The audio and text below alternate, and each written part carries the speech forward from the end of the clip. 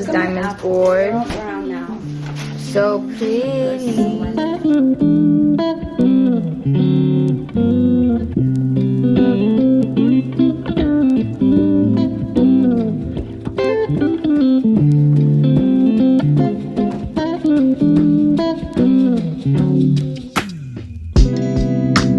This one's mine.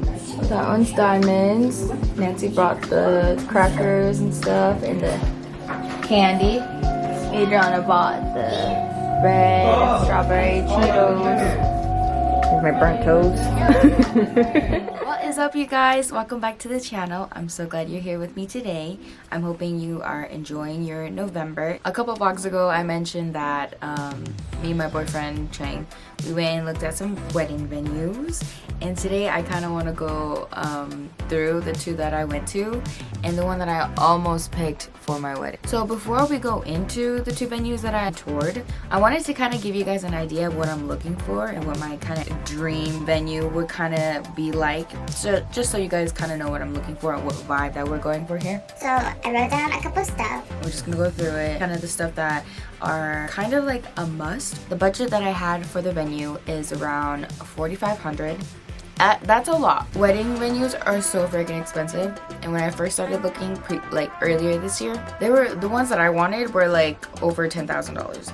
So I kind of cut that in half and a little bit more, something there. Really, $4,500 is max what I will spend. The vibe and look that I'm going for is more like a modern, sleek, sexy kind of vibe. Just because I have this kind of like timeless, old, classic look that I want for my wedding. It's a little bit more sexy, a little bit more grown is what I'm going for. So I really wanted something more modern, where maybe some black accents here and there. No brick walls. I cannot do the brown. I don't want brown in my wedding. For sure, no rustic look. I can't do the brick walls. I can't do the brown chairs and stuff like that. So for chairs, how I would like them to be, I wouldn't mind if they were black. Black would be preferable, but you know, I'm okay with white and gold as well, but just no brown. Like, we want modern, sexy kind of feel to this. I needed somewhere that could hold up to 150 people. I doubt that I will have around that many people at the same time, so for sure I need something that can hold up to 150 to 200 people. I need a place that allows outside vendors, mostly because for the food. I really don't want to do catering just because it's gonna be kind of hard for a head count, and I really don't want to spend money that I don't have to, you know, instead of just thinking, oh, they're gonna show up when they might, or they might bring a little bit more than you're anticipating. I also would like, this isn't like a must-have, but like I would love to have like a bridal room or a groomsman room where we can all get ready, because I love to like have those photos of all of, like, you know, the bridal party getting ready. With that, I want to get ready at the venue, so that's why I kind of want the bridal suite. I need a place that allows me to be there longer than 6 hours. 6 hours I feel like for me isn't long enough, just because you take an hour to set up and an hour to take down, so that's only like 4 hours. And I wanted to give some room for also, because we would like to have a ceremony there as well, so I feel like I need those extra couple hours, because I know ceremonies, they don't take that long. They take maybe 15 minutes tops. So I would like to have my ceremony there. I also don't love the ceremony fee, but if it's not too bad, then I'll pay for it. That's fine. The other thing too is I want to take a lot of pictures. I want time slots for photos, because for me, like, photos and videography is probably the biggest, like, most important part of the wedding for me, because I love having photos and videos to go back to and look at and reminisce. I need a place that has multiple bathrooms, at least 2 to 3 stalls, you know, like that would be preferably. I need a place that allows alcohol. I know that comes with an alcohol fee, a bartending fee, and all of that stuff. My family and my boyfriend's family, we are big drinkers. I also need a place that can provide chairs, tables, and linens. I need the venue to have a setup cleanup, because I really don't want to do all that stuff. I need them to set everything up so we can just come in, throw all the centerpieces on. Afterwards, we could just throw it back on the box and they just clean up everything for us. That's what I need. A big thing for me is I need a big area for a dance floor. We will be paying for a DJ, so I'd really love for an open space. But I think, yeah, those are all the things that are really majority of what I would like to have in my venue, or what I would like for them to provide. Venue hunting is real hard, guys. I'm not gonna lie, it freaking sucks. Some places have their prices up, some of them don't. Some of them aren't even updated, you know, so you always have to email and make sure that the prices are correct and that your date that you want your wedding to be on is also available. I went through a couple. We went and saw a couple maybe like a month ago. I'm gonna show you guys. And I also have 4 other venues scheduled for this coming up week. So this first venue that we went and looked at was not one that I really looked at. I was looking at other venues and all this stuff, and this was the one that my boyfriend found. The price was within our budget. Online it said that it was like $3,900 on there, and then it was only like $400 for the whole day rental, so for 12 hours. I was like, oh my gosh, that sounds literally perfect. And this venue is called The Rooftop. When my boyfriend saw it, he was like, that would be so cool to get married in like this beautiful view and all that. So I got a little excited for it. We took the elevator, went up there, doors open. Guys, it was gorgeous. Oh my gosh, I can't even like, it was like literally almost exactly what I've kind of always dreamed of, you know, for that modern look, modern feel to it. Just because it had like these big windows, like high ceilings, and just windows from one wall to the other wall to this wall.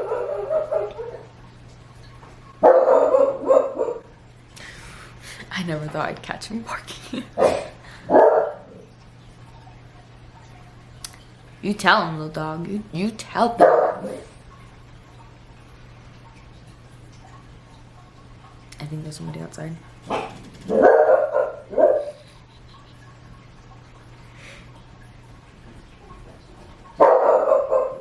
Ranger. But anyways, I'm just gonna start off with the little clips that I recorded just so I could walk you guys through everything. So the first clip I'm gonna show you guys is the bridal room. I think that's really what stole my breath away too, is because it was just so big and gorgeous. It's like what it would look like if in a Korean drama where she goes tries on like all these like beautiful dresses. There's like a mirror over here. There's like little vanities going along the wall and everything. But here, I'll just play it for you guys. So you walk in, there's a couch, a little mirror. There's that one big mirror right there where you just stand and look beautiful. But right here is a little vanity that goes across. It's so pretty, and I can just imagine everybody getting ready here. And the bathroom is massive, which we love. That's what we need here. And then now we're going into the groomsmen room. It was a little small for Chang's taste, you know. It's like a little child's room, honestly. But it fits everyone, you know, and you know, there's a mirror for them to look at. So now I'm gonna show you guys the room. It's literally beautiful. I don't know. Maybe not to you guys, but to me, this is like what I've always kind of imagined it to kind of look like.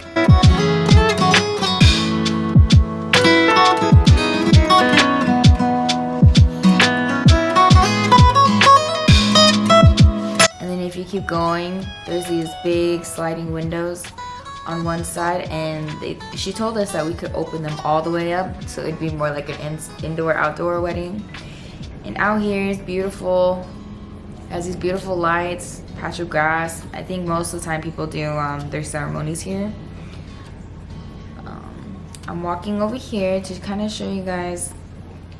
It's a rooftop, but like the walls are built pretty high, so like nobody can really jump over or hurt themselves, which is a plus. We don't want that because we will have a drinking party, you know. This other room was a different room. This room and the outside balcony was its own little package, and it was a lot cheaper than the first package.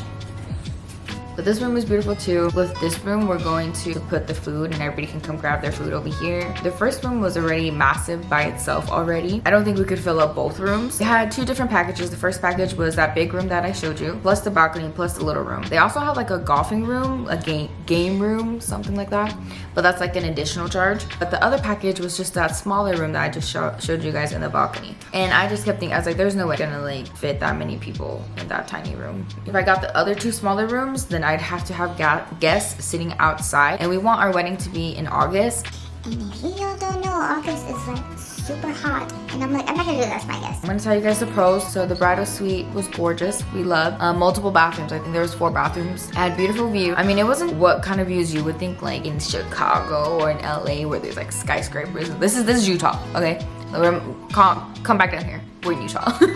We were allowed to bring outside food, which was a plus. As soon as she said that, I was like, so beautiful and outside food, say less. There was no ceremony fee, and I was like, thank God.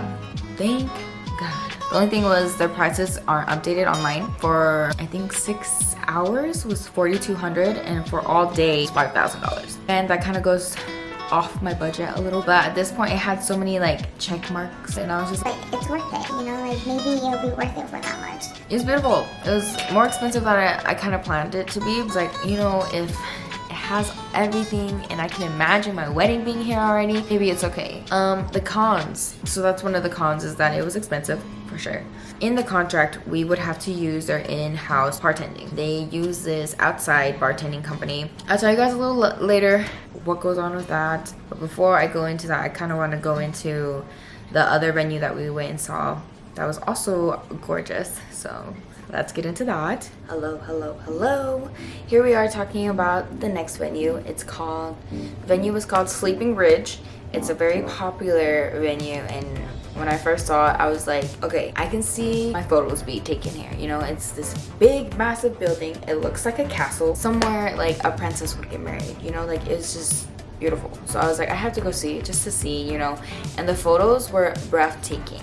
I think that's what really got me in this one too, because the photos were gorgeous. Like I told you, photos are very important to me for my wedding, so that's kind of what I need, is good lighting, good places to take photos and all of that. So first of all, it's like more of like a golf course kind of area. Big, it has this big golf course, big freaking building in the middle of it. Well, we're walking in it, oh my gosh, it's so pretty. It had like flowers everywhere.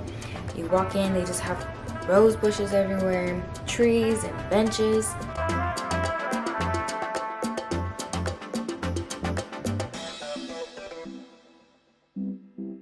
It was literally like a fairy tale. So with this one, they had two different wedding settings.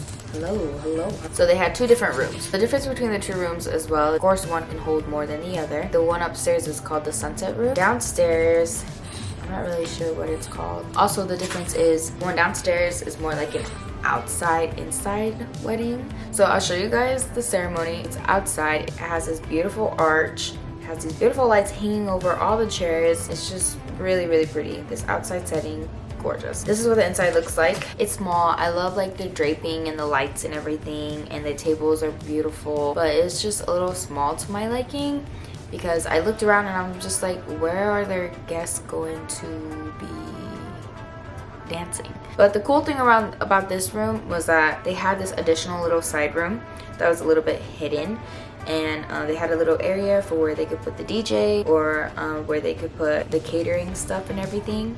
And it's just really gorgeous, just because you could look outside the window and you could see that beautiful view. Now talking about the upstairs room, this was the room that kind of captured me when I looked at the photos. It's really pretty. It's massive. It's big chandelier, big chimney, a lot of room.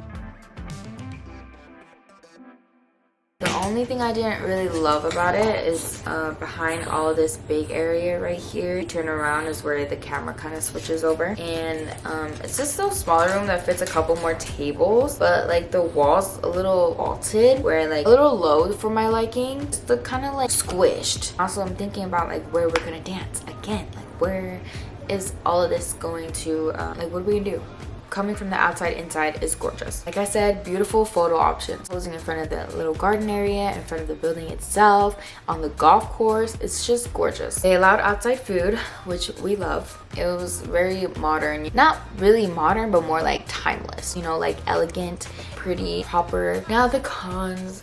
It was just small, you know, like both rooms were a little too small for me, or either a little too cramped. The thing with the two is that they would always hold two weddings at the same time on the same day, and I didn't really enjoy that. And that day when we went to go look, there was two weddings going on at the same time, and when we were looking around, there was people there, you know, setting up, and I was just thinking, like, if it's my wedding day, I wouldn't want like strangers doing a walk tour through my wedding. But I understand, because we also came on a Friday, so maybe that's also why it was just so busy too. The nice girl, she said that all their Saturdays are usually double booked. Most of the time both rooms are booked on the same day, and I just didn't love the idea of having another wedding going on at the same time as my wedding, just because I don't want my guests getting lost and going into the wrong wedding. Like that would be bad. Of course, they had two different entrances, which was nice. The only thing is, you know, some people like me, if you're bad of direction, you just walk into one of the entrances and you don't really know There could be even a sign, but some people just walk through it anyways. And the other thing too is it's a golf course, so there's people coming in and out, walking past through the building the whole time. It's just too many people for me. The ceremony fee was $250. I didn't love. They allowed alcohol. But the thing is, like, all the other places that I looked that allowed alcohol, they only did like a charge of $400 or $500, which is of course just for the security.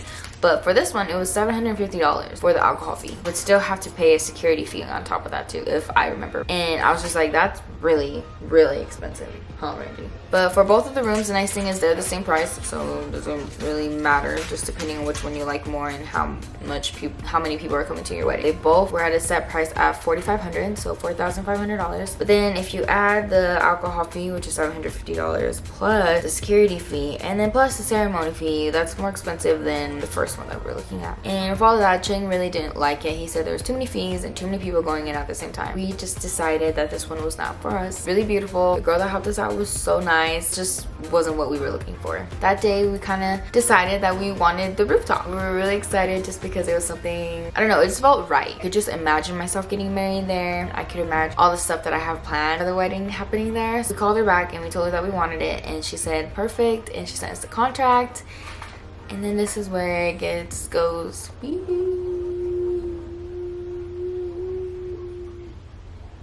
I was reading the contract and I looked at their bartending, and I kind of got worried just because like sometimes bartending is a little bit like catering where it's like charging per person. I just wanted to see what they offered, how did they charge and all of that stuff. Emailed the lady and she sent me back some of their packages. Packages were a lot more expensive than I wanted them to be. So I picked on the second cheapest option, and that was $5 per person. And this is without them providing alcohol. This is me providing alcohol. It was going to be $996, something like that. It was like almost $1,000. And when I saw that, I just couldn't justify it. And that's not including the alcohol either. I was just like, that's $6,000. Like, it's just a lot. What am I like? Maybe I put that money somewhere else, you know. I don't know about other places because I'm okay paying for the bartender. Okay, it's expensive. It's $45 an hour for a bartender.